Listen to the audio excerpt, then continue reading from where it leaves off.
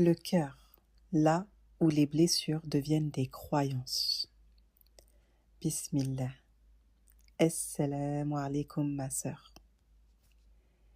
Avant de continuer sur cette série des fondations de l'Institut Habité, il fallait que je fasse une partie 2 sur l'épisode du cœur.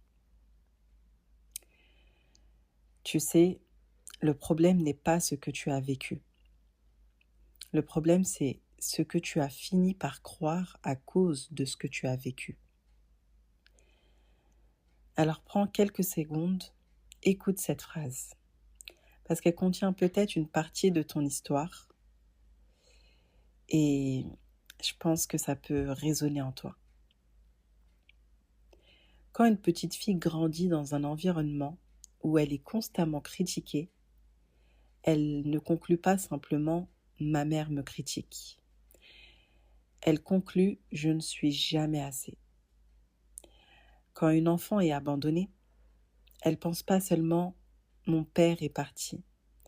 Elle pense « je ne mérite pas qu'on reste ». Et quand une petite fille est ignorée, elle ne conclut pas « mes émotions n'ont pas été accueillies ». Elle conclut « mes émotions dérangent ». Et cette différence change toute une vie. Parce que les événements passent et les croyances, elles restent. Et parfois, elles se gravent dans le cœur. Ton cœur n'a pas enregistré les faits, il a enregistré leur signification. Et c'est là que beaucoup de femmes restent prisonnières. Aujourd'hui encore, tu continues peut-être à vivre selon des conclusions prises par une enfant de 6 ans.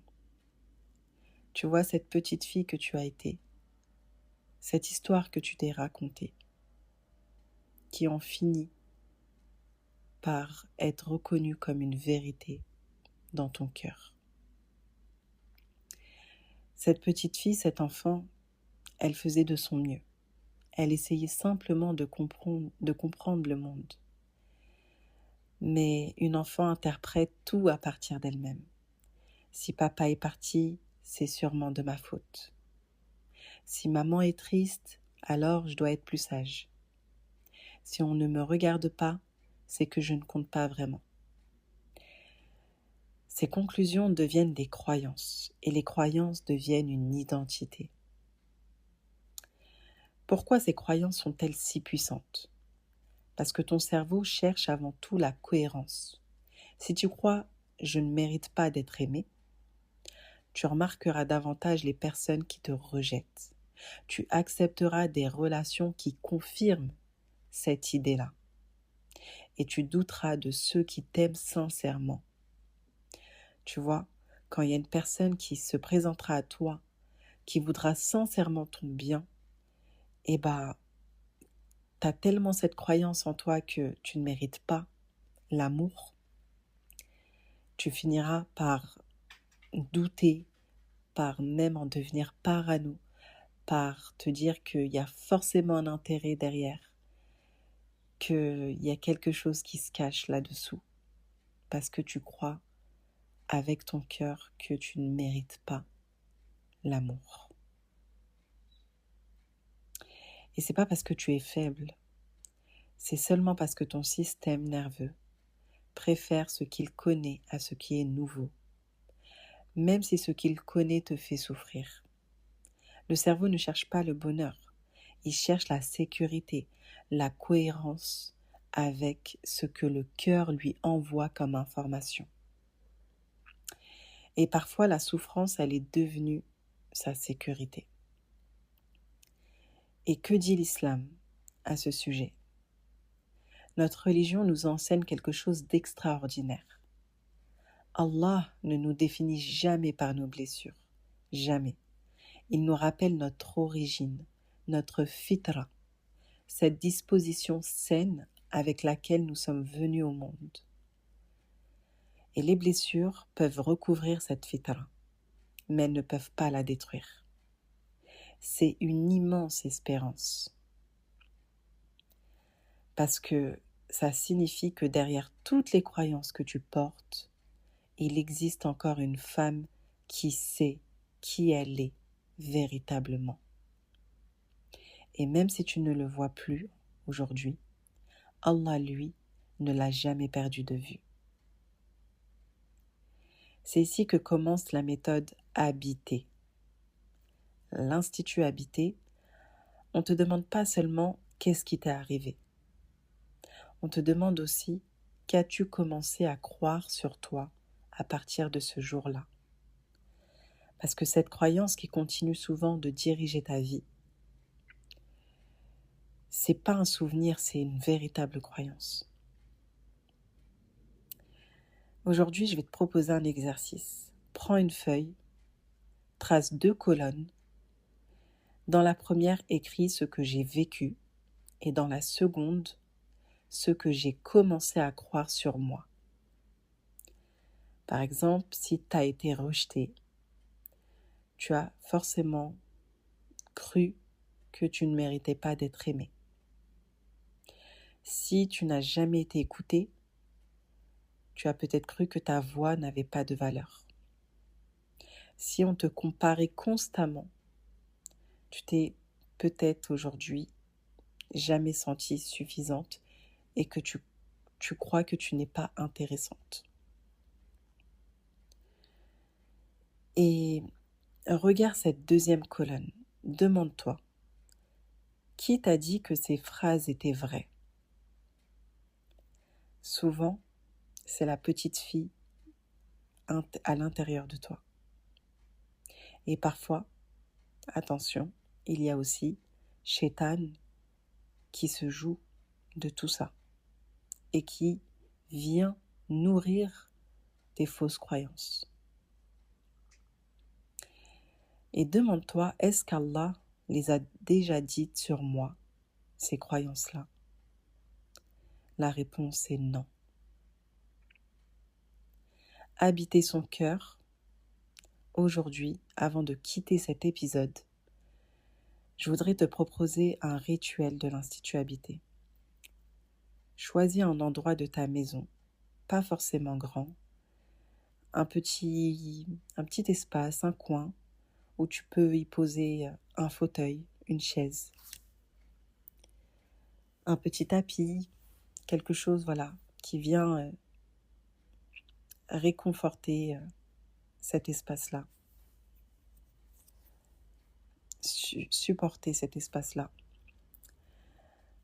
Un coin près d'une fenêtre si c'est possible. Et décide que cet endroit deviendra désormais ton espace de vérité. L'endroit où tu ne joueras plus aucun rôle. L'endroit où tu ne laisseras plus cette petite fille intérieure te diriger. Cette petite fille intérieure, tu ne dois pas la rejeter. Tu dois la regarder, l'accueillir, mais tu ne dois pas te laisser diriger par elle parce qu'elle agit sous la peur, sous les blessures, sous le prisme des blessures. Tu dois lui tendre la main, la regarder avec confiance et lui dire que aujourd'hui, tu es là. Allah est là pour nous. Et tu lui tends la main. Tu peux même la réconforter en visualisant la petite fille que tu as été et en la prenant dans tes bras. En étant ce parent sécurisant pour elle. Et cet endroit-là, cet espace-là que tu vas créer, chaque jour, assis-toi 5 minutes. Pose une main sur ton cœur. Reviens à ton souffle, respire. Et demande-toi simplement, aujourd'hui, quelle croyance dirige ma manière de vivre? Puis termine par cette dua, cette invocation. Ya Allah, montre-moi la vérité comme étant la vérité et accorde-moi de la suivre. Montre-moi le faux comme étant le faux et accorde-moi de m'en éloigner. Amin ajma'in. Et tu vas voir petit à petit, ton cœur apprendra qu'il peut vivre autrement. Ton cœur finira, par la grâce d'Allah, à percevoir la réalité telle qu'elle est. Ma sœur, tu n'es pas la conclusion d'une enfant blessée. Et sache que tu es Abed al-Rahman. Tu es la servante d'Ar-Rahman. Celui qui te prend en charge, celui qui t'a toujours pris en charge, celui qui t'a toujours apporté la sécurité. Tu es une servante d'Allah, celui qui t'a créé avec une fitra saine.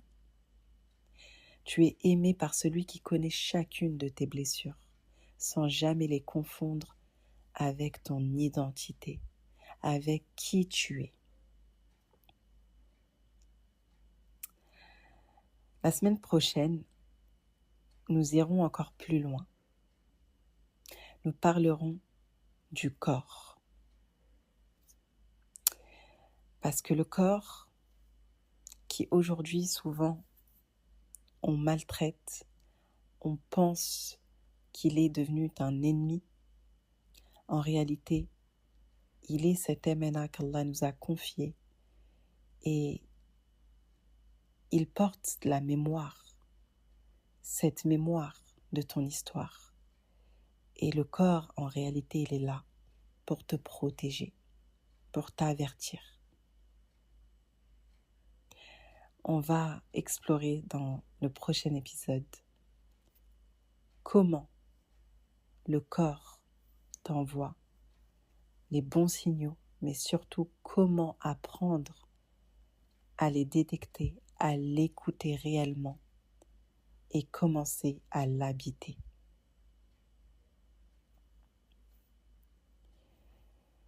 N'hésite pas à partager cet épisode s'il a résonné en toi. Commente. Je voudrais vraiment avoir ton ressenti sur ces épisodes, surtout du cœur. Qu'est-ce qui a fait écho en toi? Qu'est-ce que ton cœur a pu te dire à la suite de cet épisode? Est-ce qu'il y a eu un sharh, une ouverture du cœur par la grâce d'Allah?